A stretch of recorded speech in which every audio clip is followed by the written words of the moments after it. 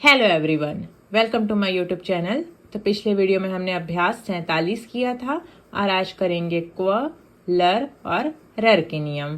तो देखिए, क्व और ख के लिए क और ख तथा ग्व और घ के लिए ग और घ। घ के आरंभ में ऊपर की तरफ ल आंकड़े के स्थान पर वैसा ही एक बड़ा आंकड़ा लगा दिया जाता है, उससे क्व पढ़ा जाता है। जैसे कि क्व लिखना है तो ये क है, अब इसमें क्व जोड़ना है तो उसके लिए हमें ये जो ल का आंकड़ा, जैसे कि ये कल है, अब क्व के लिए हमें ये आंकड़ा को बड़ा करके लिख देना है। तो इसको लगाने से क्व पढ़ा जाएगा। जैसे कि क्षण क्षण आंकड़े के लिए, जैसे कि किशन के लिए ये क्षण क्षण का जो आंकड़ा है ना, आंकड़ा को बड़ा कर दिया जाता है तो ये शब्द के अंत में लगता है। ठीक इसी प्रकार से क्व के लिए शब्द के आरंभ में ल आंकड़े के स्थान पर वैसा ही एक बड़ा सा आंकड़ा बनाएंगे तो उसको क्व पढ़ा जाएगा। जैसे कि ख लिखना है, ये हो जाए, ये है क और ये हो गया ख, ये है ख, ये हो गया ख्व।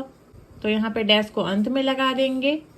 अगर यहाँ पे स्वर पहले आएगा इस क्व वाले में तो वहां पे हम डैश को सामने लगा देंगे, जैसे अक्व तो ये अ और ये क्व, ऐसा। लेकिन अगर ख घ का डैश रहेगा तो वहां पे हम इसको अंत में डैश लगा देंगे तो ये हो जाएगा ख्व।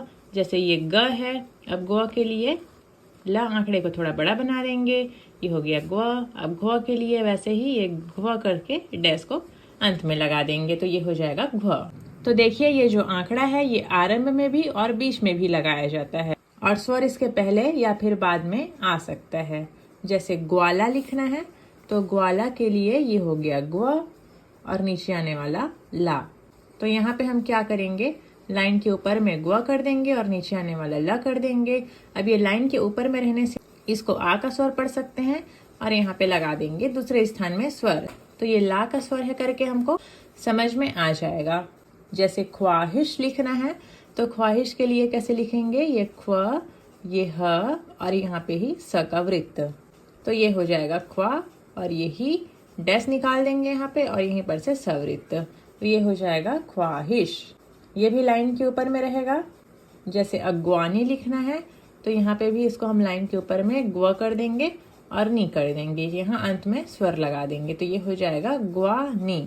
चाहे तो यहाँ पे स्वर लगा सकते हैं या फिर लाइन के ऊपर में रहने से आप इतना समझ सकते हैं। तो ये हो गया अगवानी।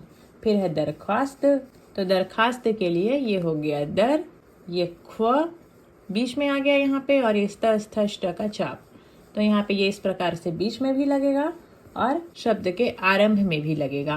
तो इतना आप समझ गए होंगे कि क्व, ख्व, ग्व, घ या फिर इस प्रकार से जो शब्द आएगा तो वहां पे हमको ये जो ल आंकड़ा होता है इसको बड़ा करके बनाना है। जैसे क्षण क्षण आंकड़े में न को हम बड़ा करके लिखते हैं उसके आंकड़े को, ठीक उसी प्रकार से ये व्यंजन के आरंभ में ल आंकड़े को बड़ा करके बनाएंगे तो उसमें व जुड़ जाएगा। अब देखिए लर और रर के नियम।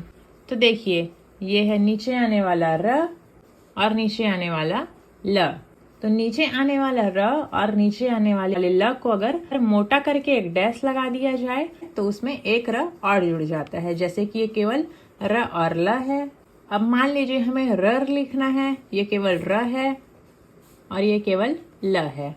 अब मान लीजिए हमें रर लिखना है तो रर के लिए क्या करेंगे, ये र को हम थोड़ा गाढ़ा करके बना देंगे, जैसे भ घ इस व्यंजन को बनाते हैं उस प्रकार से, और अंत में एक डैश निकाल देंगे। तो इसको ड़ नहीं पढ़ेंगे क्योंकि ड़ हम केवल हल्के हाथ से लिखते हैं और ये जब आएगा किसी शब्द के साथ में तो आपको पता चल जाएगा कि यहाँ पे ये लर या फिर रर आया हुआ है, तो ये हो जाएगा रर। ठीक इसी प्रकार लर के लिए क्या करेंगे, ये नीचे आने वाला ल है, अब यहाँ पे हम अंत में डैश निकाल देंगे तो ये क्या हो जाएगा, ल प्लस र यानी कि लर। तो इसको हम लर पढ़ेंगे और याद रखिएगा ये लर और रर केवल शब्द के अंत में आता है। जैसे कि चरर लिखना है तो ये च, ये र को यहाँ पे मोटा कर दिए और डैश लगा दिए तो ये हो जाएगा चरर, तो इसमें एक र और जुड़ गया। ठीक इसी प्रकार अगर कॉलर लिखना है तो लाइन के ऊपर में क बनाएंगे, नीचे आने वाले ल करेंगे मोटा करके और डैश कर देंगे तो ये क्या हो जाएगा, कॉलर। तो इसमें भी एक र जुड़ गया। ठीक इसी प्रकार अगर गूलर लिखना है तो गूलर के लिए ग व्यंजन को लाइन में बनाएंगे और ल को मोटा करेंगे और डैश निकाल देंगे, तो ये हो जाएगा गूलर। और अगर व्हीलर लिखना है तो वह ल मोटा करके और डैश कर देंगे, तो ये हो जाएगा व्हीलर। बड़ी ई रहेगी इसमें। तो ये था क्व, लर और रर के कुछ नियम। तो उम्मीद है आपको इतना समझ में आ गया होगा। आप इस प्रकार का कोई शब्द जैसे दरख्वास्त या तनख्वाह, इस प्रकार के शब्द जैसे ये त और ये ख्व और ये ह कर देंगे तो इसको तनख्वाह भी पढ़ सकते हैं। तो इस प्रकार से कुछ शब्द आप अपने से सोच के इसका प्रैक्टिस कीजिए। और ये चर और ये रर या फिर लर वाले शब्दों का भी आप बना के अभ्यास कीजिए। तो उम्मीद है आप इतना समझ गए होंगे। अगर कुछ भी समझ ना आया हो तो कमेंट करके पूछ सकते हैं। और वीडियो पसंद आया होगा तो लाइक कीजिएगा, चैनल में नए हैं तो सब्सक्राइब कीजिएगा और शेयर कीजिएगा। Thanks for watching. अब कल हम करेंगे प्रत्यय और उनके कुछ संकेत। तो आज के लिए इतना ही। Thanks for watching.